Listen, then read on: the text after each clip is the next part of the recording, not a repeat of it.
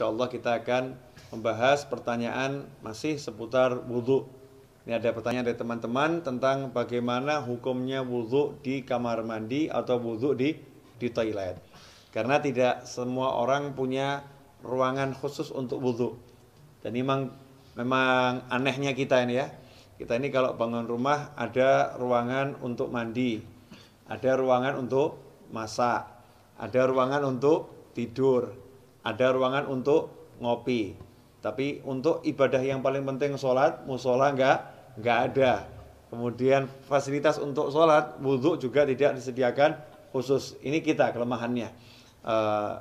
Menyikapi hal itu, maka timbul pertanyaan, kalau wudhunya tidak di ruangan khusus, ya tidak di ruangan khusus untuk wudhu atau enggak punya padasan. Kalau orang Jawa dulu punya padasan ya, gentong yang ada lubangnya di bawah, ditaruh di halaman untuk minum atau untuk wudhu. Kalau enggak punya seperti itu, adanya kamar mandi, adanya toilet, atau ketika di mall atau di pasar, wudhunya tidak di tempat khusus wudhu, tidak di luar ruangan, tapi di dalam toilet, di dalam kamar mandi, atau di dalam WC kalau bahasa umumnya ya. Kira-kira seperti apa? Sah tidak wudhunya?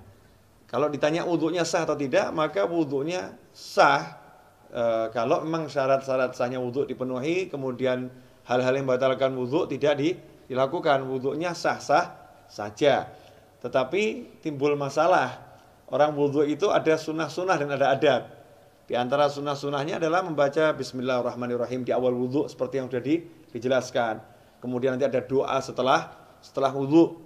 Dan ada adab-adab yang diajarkan oleh para ulama. Ada ulama-ulama yang menyusun doa-doa ketika basuh wajah, doa ketika berkumur, doa ketika membasuh tangan, doa ketika membasuh kaki, seperti yang dijelaskan oleh Imam Ghazali dalam kitabnya Bidayatul Hidayah. Jadi memang doa-doa itu tidak diajarkan Rasulullah SAW, tapi orang diajarkan untuk berdoa kapanpun ya.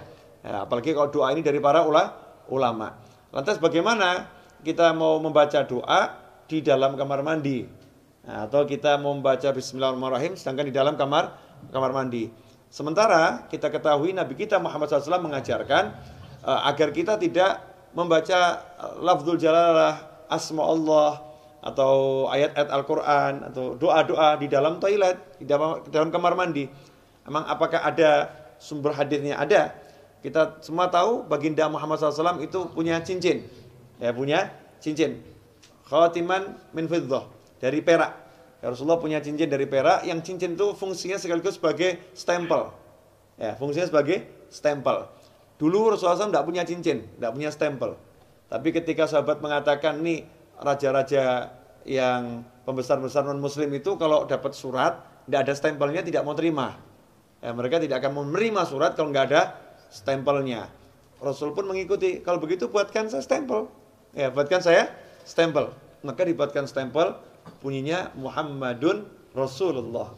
Ya, Muhammadun Rasulullah. Jadi Allahnya paling atas, berupa cincin dari perak. Ketika Rasulullah wafat SAW, setelah wafatnya Rasulullah, cincin itu dipakai oleh Sayyidina Abu Bakar As-Siddiq radhiyallahu anhu. Setelah wafatnya Sayyidina Abu Bakar, dipakai oleh Sayyidina Umar ibn Khattab. Kemudian dipakai oleh Sayyidina Utsman bin Affan radhiyallahu anhu. Nah, ketika dipakai Sayyidina Utsman, cincin itu jatuh ke Bir Aris, ya, sumur Aris, ya, kemudian tidak ditemukan lagi. Nah, apa dasarnya? Ketika Rasulullah masuk ke khala, ke tempat buang hajat, Rasulullah selalu melepas cincinnya. Jadi ketika masuk ke tempat buang hajat, Rasulullah SAW selalu melepas cincinnya, karena di cincinnya itu ada tulisan Muhammadun Rasulullah. Kalau membawa tulisan aja tidak dianjurkan, apalagi mengucapkannya. Ya, membawanya aja tidak dianjurkan, apalagi mengucapkannya. Berdasarkan hadis tersebut, yang diriwayatkan oleh Imam Al-Hakim, ya, dalam kitabnya Al-Mustadrak Al-Sahihain.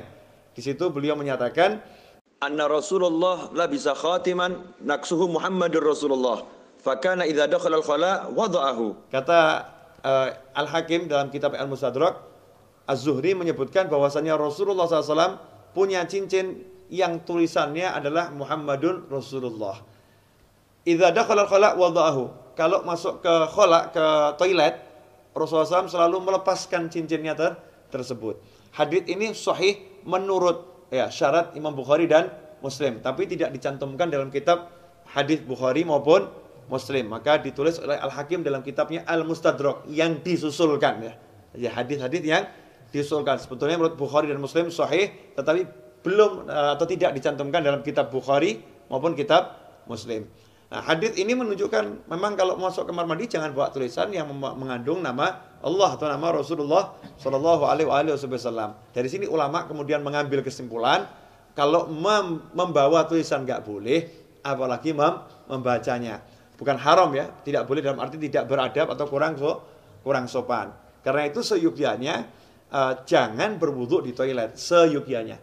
Cari tempat wudu yang memang betul-betul untuk wudu. Kalau tidak adanya toilet, barulah silahkan wudu di toilet atau di kamar mandi atau di WC. Tapi kalau wudu di kamar mandi, toilet atau WC, jaga adabnya. Apa adabnya itu? Ya satu, jangan membaca asma Allah. Cukup dibaca di dalam hati. Lantas bagaimana dengan doa setelah wudu? Ya doanya dibaca di luar kamar mandi. Jadi selesai wudu langsung keluar baca doa setelah wudu. Atau bismillahnya dibaca di luar dulu. Bismillahirrahmanirrahim, masuk langsung wudu juga. Nah, dengan begitu maka sunnahnya tidak hilang. Tetap bisa melaksanakan sunnah-sunnah yang dianjarkan oleh Nabi Muhammad SAW. InsyaAllah sedikit ini barokah. Dan jangan kemudian jadi jalan justru. Oh berarti wudhu di toilet gak apa-apa. Oke deh, kita wudhunya di toilet aja ya. Jangan seperti itu. Usahakan wudhu di luar toilet agar bisa melaksanakan banyak sunnah. Kalau memang terpaksa baru berwudhu di toilet. Wal afu minkum. Wassalamualaikum warahmatullahi wabarakatuh.